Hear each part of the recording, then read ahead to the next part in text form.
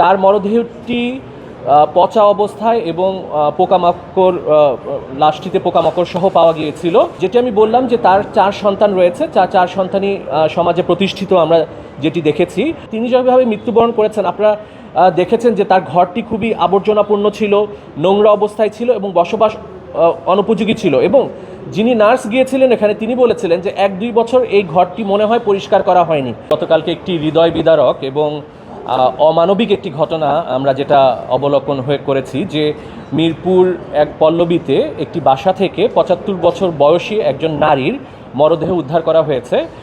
এই নারী তিনি একজন মা, তিনি 3-4 সন্তানের জননী। তার মরদেহটি পচা অবস্থায় এবং পোকামাকড় লাশটিতে পোকামাকড় সহ পাওয়া গিয়েছিল এবং পুলিশ প্রাথমিকভাবে ধারণা করছে যে এই বাসাটিতে নারী 7 থেকে 8 দিন আগে তিনি মৃত্যুবরণ করেছেন। এবং যেটি আমি বললাম যে তার 4 সন্তান রয়েছে, চার সন্তানই সমাজে প্রতিষ্ঠিত। আমরা যেটি দেখেছি এর মধ্যে একজন হচ্ছেন উনি সরকারি উচ্চপদস্থ কর্মকর্তা হিসেবে রয়েছেন, একজন বাংলাদেশ প্রকৌশল বিশ্ববিদ্যালয়ের অধ্যাপক হিসেবে রয়েছেন, একজন প্রবাসী রয়েছেন এবং তিনি যে ফ্ল্যাটে থাকতেন সেই ফ্ল্যাটের পাশের রুমেই থাকতেন ওনার স্কুল শিক্ষিকা নিজের কন্যা। এই পরিস্থিতিতে এই অমানবিক ঘটনায় আমরা এবং এই প্রেক্ষাপটে আমরা একটি রিট পিটিশন দায়ের করেছি। এই রিট পিটিশনটিতে আমরা আদালতের কাছে, মহামান্য হাইকোর্টের কাছে যে প্রেয়ারগুলো করেছি, 4টি প্রেয়ার করেছি মূলত। প্রথমটি হচ্ছে যে এই যে হৃদয় বিদারক অমানবিক ঘটনাটা ঘটেছে, এখানে কোনো মানবাধিকারের লঙ্ঘন হয়েছে কি না। কারণ আপনারা জানেন যে Bangladesh universal declaration of human rights 1948 সালের যেটা আমরা সার্বজনীন মানবাধিকার ঘোষণাপত্র, এটা স্বাক্ষর করেছে। এবং এই ইউনিভার্সাল ডিক্লারেশন অফ হিউম্যান রাইটসে বলা আছে যে প্রত্যেক নাগরিকের বেঁচে থাকার অধিকার রয়েছে। এখন তিনি যেভাবে মৃত্যুবরণ করেছেন আপনারা দেখেছেন যে তার ঘরটি খুবই আবর্জনাপূর্ণ ছিল, নোংরা অবস্থায় ছিল এবং বসবাস অনুপযোগী ছিল। এবং যিনি নার্স গিয়েছিলেন এখানে তিনি বলেছিলেন যে 1-2 বছর এই ঘরটি মনে হয় পরিষ্কার করা হয়নি। এই অমানবিক পরিস্থিতিতে মানবাধিকারের কোনো চরম লঙ্ঘন হয়েছে কিনা এটি নির্ণয় করার জন্য আমরা তদন্ত চেয়েছি। জাতীয় মানবাধিকার কমিশন আপনারা জানেন রয়েছে আমাদের বাংলাদেশে।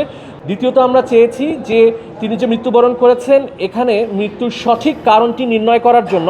কারণ 7 দিন ধরে একটি লাশ একটি মহানগরের একটি গুরুত্বপূর্ণ স্থানে এভাবে পড়ে আছে, কিন্তু কেউ তার খোঁজ খবর নিল না, একাকিত্ব অবস্থায় তিনি লাশ হয়ে পড়ে রইলেন। এই বিষয়টি তদন্ত করে আমাদের দণ্ডবিধিতে যে অবহেলাজনিত মৃত্যু হয়েছে কিনা সেটি নির্ণয়ের জন্য। এবং তৃতীয় যে বিষয়টি আমরা কোর্টের কাছে চাচ্ছি সেটা হচ্ছে, আপনারা জানেন যে প্রত্যেক উন্নত দেশে কেয়ার গিভার, যারা বয়স্ক রয়েছেন কেয়ার গিভার, তাদের পরিচর্যাকারী বা নার্স প্রদান করা হয় রাষ্ট্র থেকে। এটি রাষ্ট্র বা সরকারের দায়িত্ব যে যারা বয়স্ক এবং ইনফার্ম পার্সন রয়েছে, মানে নিজেদের শারীরিক অবস্থা তারা নিজেরা দেখাশোনা করতে পারে না, তাদেরকে পরিচর্যাকারী বা নার্স প্রদানের জন্য আমাদের যে সমাজ কল্যাণ অধিদপ্তর আছেন তারা কেন এই আমাদের দেশে যারা 65 বছর ঊর্ধ্বে রয়েছেন বয়স্ক এবং যারা নিজেদের দেখাশোনা করতে পারেন না তাদেরকে কেন পরিচর্যাকারী বা নার্স প্রদান করা হবে না, এই মর্মে আমরা নির্দেশনা চেয়েছি। এই আশা করছি যে আমরা এই রিটে আদালতে নির্দেশনা দিলে মৃত্যুর সঠিক কারণ নির্ণয় করা সম্ভব হবে। একটি অপমৃত্যুর মামলা হয়েছে, যেটাকে আমরা ইউডি কেস বলি, আনন্যাচারাল ডেথের বলি। অপমৃত্যুর মামলা হয়েছে এবং মামলাটি করেছে কিন্তু তার মেয়ে করেছেন। এবং আপনারা জানেন যে তার একজন সন্তান সরকারি উচ্চপদস্থ কর্মকর্তা। কাজেই এখানে পুলিশ যথাযথভাবে তদন্ত করতে পারবে কি না, আমি আসলে নাম বলতে চাচ্ছি না, উনি একজন যুগ্ম সচিব এবং বন্দর কর্তৃপক্ষের সাথে আছেন। পুলিশ আসলে যথাযথ তদন্ত করতে পারবেন কি না এই বিষয়টি আমরা সন্দিহান। এজন্যই আমরা এখানে তদন্তে চেয়েছি যে একজন ফার্স্ট ক্লাস ম্যাজিস্ট্রেট কর্তৃক যাতে এই মৃত্যুর সঠিক কারণটি নির্ণয় হয়। এবং আমাদের জাতীয় মানবাধিকার কমিশন, আপনারা জানেন যে জাতীয় মানবাধিকার কমিশন একটি পুরাতন সংস্থা। তাদের কাজ হচ্ছে এই সার্বজনীন মানবাধিকারের যে ঘোষণাপত্র এটিকে বাস্তবায়ন করা। বাংলাদেশে এই জাতিসংঘের এই মানবাধিকারের সনদপত্র যদি দেশে বাস্তবায়ন না হয়, একজন মানুষকে খাদ্যের অভাবে, চিকিৎসার অভাবে যদি মৃত্যুবরণ করতে হয়, এটি অবশ্যই যে কোনো দেশে, বাংলাদেশে না যে কোনো দেশে এটি চরম মানবাধিকারের লঙ্ঘন। আরেকটি বিষয় বলতে চাই, 2013 সালে পিতামাতার ভরণ পোষণ আইন আপনি জানেন প্রণীত হয়েছে এবং 2023 সালে পিতামাতার ভরণ পোষণ বিধিমালা প্রণয়ন হয়েছে, যেখানে সন্তানের দায়িত্ব রয়েছে প্রত্যেক পিতামাতার প্রতি তার উপার্জনের একটি টাকা তিনি তার পিতামাতাকে দিবেন তার চিকিৎসার জন্য, তার বাসস্থানের জন্য, তার খাদ্যের জন্য।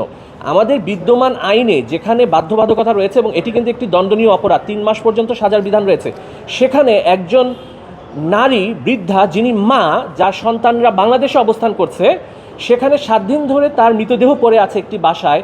এই বিষয়টি কেউ জানে না, রাষ্ট্রের আইন শৃঙ্খলা বাহিনী জানে না, ওই বাসার যে আত্মীয় স্বজন প্রতিবেশীরা আছে তারা জানে না। এটি সন্দেহজনক এবং এই বিষয়টি সঠিক তদন্তের জন্যই আমরা বিচারিক তদন্ত চেয়েছি।